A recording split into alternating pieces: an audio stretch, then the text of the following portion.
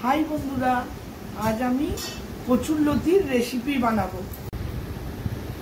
आज आमी बाजार थेके किछु कचुरलति किने এনেছি। এবার এটাকে আমি কেটে নেব, কেটে পরিষ্কার করে ছাড়িয়ে নেব এইভাবে।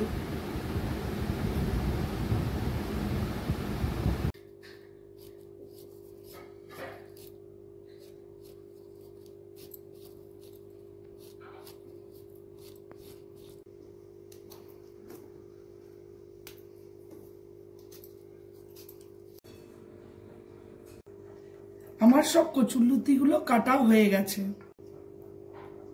আমি এই রেসিপিটি করার জন্য দুটো ছোট পেঁয়াজ, 5টা কাঁচা লঙ্কা, কয়েক কোয়া রসুন নিয়ে নিয়েছি। আমি এবার ওই কাঁচা লঙ্কা, পেঁয়াজ ও রসুনগুলো কেটে নিয়েছি। এইবারে কড়াইয়ে জল গরম করে তাতে একটু তেঁতুল দিয়ে দিলাম। এবার তার মধ্যে আমি কচুরলতিগুলো সিদ্ধ হতে দিলাম।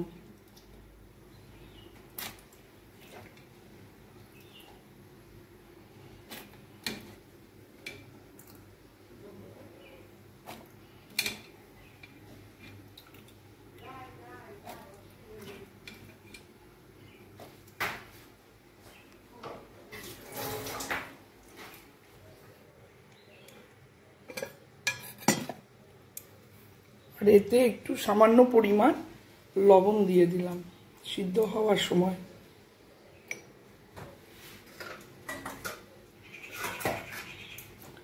দু 3 মিনিটের জন্য ভাপিয়ে নিচ্ছি চাপা দিয়ে। আমি এবার কড়াইয়ে একটু তেল নিয়ে নিচ্ছি। এই কচুরলতি সেদ্ধর মধ্যে যে তেঁতুলগুলো দিয়েছিলাম ওগুলো আমি তুলে ফেলে দিচ্ছি। তেলটা গরম হয়ে এলে এর মধ্যে এই 2 চামচ কালো জিরে ফোড়ন দিয়ে দিলাম। এবার রসুন কুচিগুলো এর মধ্যে দিয়ে দিলাম। সামান্য নেড়ে চেড়ে, রসুন কুচি দিয়ে সামান্য নেড়ে চেড়ে এর মধ্যে পেঁয়াজ কুচি, কাঁচা লঙ্কা কুচি দিয়ে দিলাম। নাড়তে থাকলাম।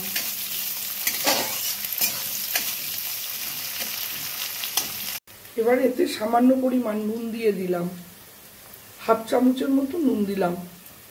সামান্য হলুদ দিলাম। সামান্য নাড়াচাড়া করে এবার এতে কচুরলতি সেদ্ধটা দিয়ে দিলাম, দিয়ে নাড়তে থাকলাম।